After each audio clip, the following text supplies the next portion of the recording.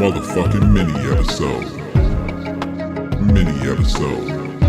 Motherfucking mini episode. Yup.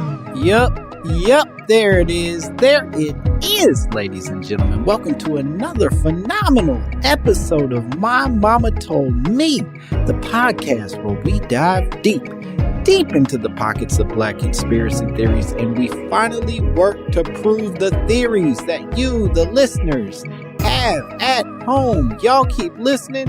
We keep trying to unpack your shit. That's the deal. That's what I signed up for. I hope it's what you signed up for too. Otherwise, this makes no sense. Why would I even spend my day doing this shit if y'all don't give a fuck about unpacking your own theories? I'm your host, Langston Kerman. It's weird to introduce myself so far into something. I'm a minute in and I'm just now telling you who the fuck I am. But I imagine if you're already a listener, you know who I am, and really introducing myself is some weird formality that podcasts have to follow just in case a new person should pop in. If you're a new person, thanks for coming. I'm excited to meet you. Sorry my voice sounds like this. I regret it constantly.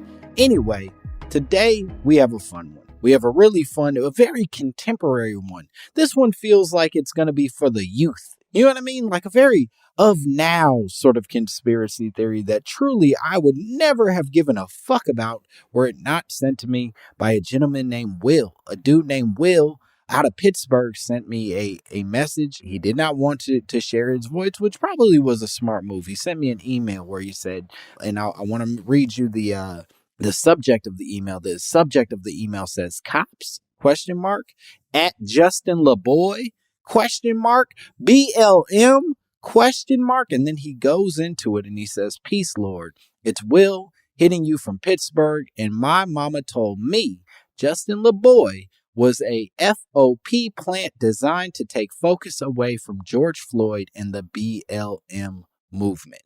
How did we come to this?" He says, "I was scrolling through IG and saw the verdict for the sucker nigga that murdered George Floyd. I scrolled down another post and it also was about the verdict. This was about the Justin LaBoy post. And then he sent me a post in which Justin LaBoy, in a very Justin LaBoy way that we'll unpack in a bit, he said, he had a post on the day of the verdict that he said, 'I really moan when I give head, like why it tastes so good, crying face.' And then a bunch of people commented under it, and including Meek Mill, who said she got racks, diamond. I don't know. Sometimes niggas just talk on the internet, and I don't follow any of it. But Will goes on to say it had a lot more attention in both verdict posts I saw. That's it. No real substance to this theory. Seeing those 3 posts in sequence, however, did remind me of the fact that I found the account towards the end of summer 2020 through some of my more ratchet loved ones on my timeline. Some of those folks had toned down a little bit, but due to the black issues and causes we were all focused on, they also seemed to take an interest in things like self-preservation, owning assets, supporting our communities, getting healthy, etc. But the account just kept going up. If you scan the grid, you'll quickly notice that the content, hilarious at times, is far from the conscious, informational, or uplifting posts that were being shared earlier last year. It's growing, and the figure himself has gone on to host parties based on the account and a TV show named after a very common phrase he coined during this same period, respectfully. What better way for cyber police to rush protest fatigue than to pull all of Black Twitter into one easy-to-share hub for an additional distraction, make it go viral, have it host parties during the pandemic, and put it on Revolt TV for the homies. COINTEL IG.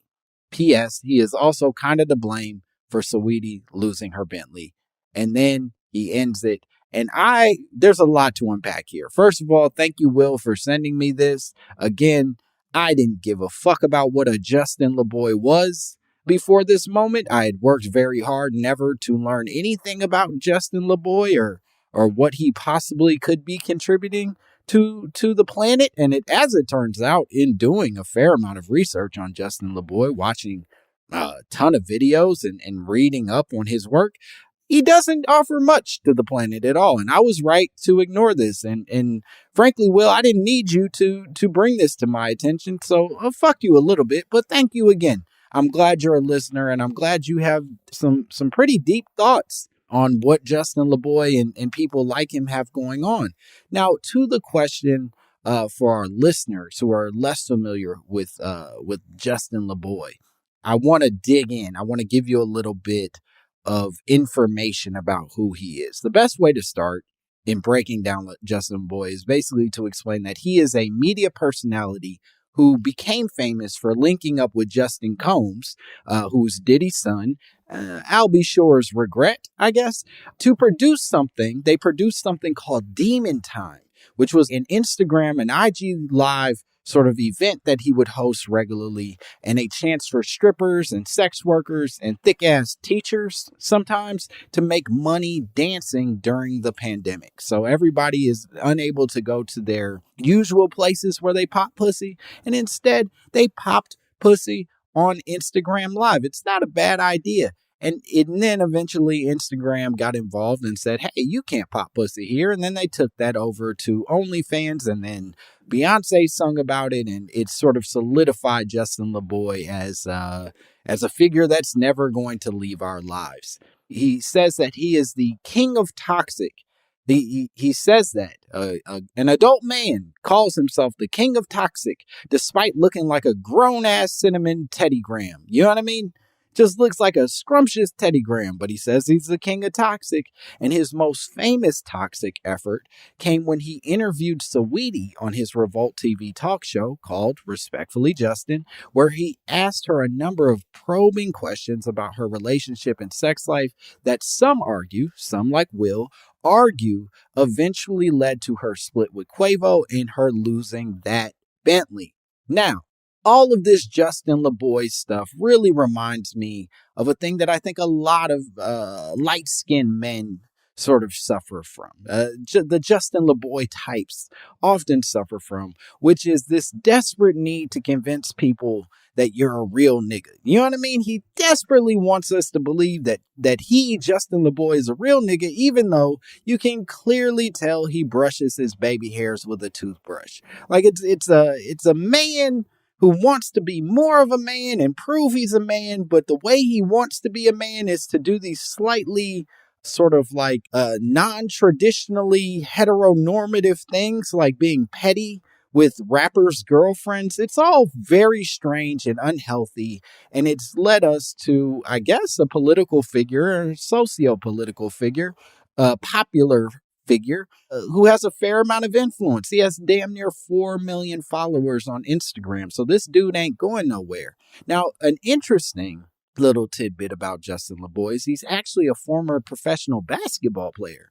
I didn't know this. He played basketball overseas, and, well, let's be clear, he played basketball in Macedonia, which I don't think is known necessarily for sending over the most elite NBA talent. You know what I mean? Some of those European countries, they send over some great players. Macedonia, I don't know if that's sort of their thing. Now, I want to be clear, because you guys are going to say I'm being a hater, and I am. I'm filled with hate constantly, and I won't apologize for the personality that I've built. But that said, you're going to say I'm being a hater, and I want to be clear that I personally cannot make most professional basketball teams in most countries, right? I'm not confused about where I stand professionally as a basketball player. But if I had to try out, I'm putting Macedonia at the top of my list. You know what I mean? I feel like everyone in Macedonia hoops in leather toe sandals, and on the sidelines they serve olive-flavored Gatorade. You know what I mean? Just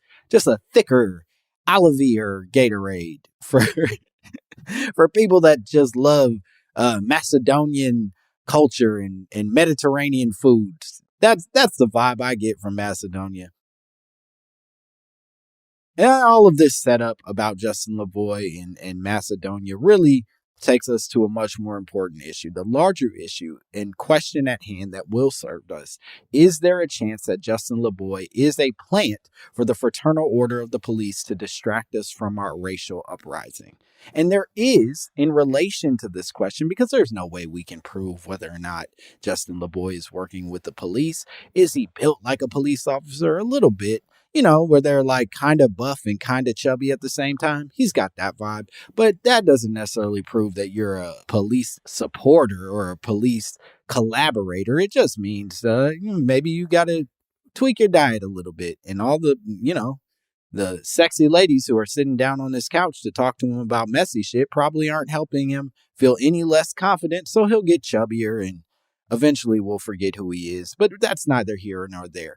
In relation to this question of celebrities connected to federal organizations, there is a history of celebrities working as informants for various law enforcement agencies. That's right. There's a real history here in this country. Al Sharpton, for example, was allegedly an informant during the 80s for the FBI because of his relationship and eventual recordings of the Genovese family, which actually helped lead to the takedown of some of their most powerful bosses. Now, Al Sharpton denies this. He says he never informed on the Genovese family, but based on his weight fluctuation, you can tell that Al was stressed about something. You know what I mean? He was stress eating during a certain period, and now he's got a lot less weight on his shoulders, and it's probably because he put all those nice crime bosses in jail. Beautiful crime bosses. Crime bosses that we wish were still out in the streets serving up fun crimes instead of Al Sharpton, who I don't know what he contributes anymore, but he's out. Anyway, there's also Apollo Nita, who I'd never heard of before in my life, but is apparently one of the husbands of the Real Housewives of Atlanta. I don't know which one. I'm not going to watch the show. Why would you ask me to do that? I have enough going on in my life, but apparently Apollo Nita allegedly stole the identities of more than 50 people and laundered more than $2.3 million. And after he got caught, he agreed to work undercover for the feds for a reduced sentence. Similarly, and this isn't similar at all, but maybe the most glaring example of sort of this FBI collaboration is Walt Disney. Did y'all know that? I don't know why I would pose that as a question. You can't answer back, but it's a nice time for you to think to yourself. This sort of feels like those Dora Explorer moments, you know what I mean? Where she kind of goes like, where's the boot? And you got to like sit there and be like, bitch, you know where the boot is. Just tell me where the boot is. But it's a participatory thing. You gotta play along with Dora and her stupid fucking monkey. Anyway, Walt Disney was actually an FBI informant and a Nazi sympathizer, but more importantly, an FBI informant. And during the height of his career, he actually reported various Hollywood celebrities who he suspected of being communists. And in exchange, this is my favorite part of this story. So Walt Disney is snitching on all of his peers, all the people who are also working in the exact same field as him. And in exchange, they allowed him to shoot the Mickey Mouse Club in FBI headquarters in Washington. You understand how crazy that is? MICKEYPOLICE. That's right. Mickey Mouse and the club were shooting in the fucking FBI headquarters, and there was nothing we could do about it because if you complained, this motherfucker would be like, you're a communist, and then they beat you with sticks or whatever they did to people in the 30s through 50s. This was a wild time in America. Anyway, even if we're considering the idea of informants on a much smaller scale, you can see the informant or sort of like the collaborative energy coming from people like Lil Wayne, right? Lil Wayne was swayed by the Platinum Plan, Trump's Platinum Plan, even in the wake of a national uprising just to get himself pardoned for whatever he had done. The point is, do I think Justin LaBoy is working with the police? No, I don't. I think the police, frankly, can do better. I think what's more likely is that Justin LaBoy, like a lot of these people, represent somebody who just doesn't give a fuck. They do what they want to do for their own success and their own comfort and whatever attention they can garner. And with that, they are willing to sacrifice community and comfort and the well-being of everyone around them, even if those people look like them. And that's part of the problem that Will even sort of covers in his email to me when he says, and this is a very key part for me, when he says, what better way for cyber police to rush protest fatigue than to put all of Black Twitter into one easy to share hub for an additional distraction?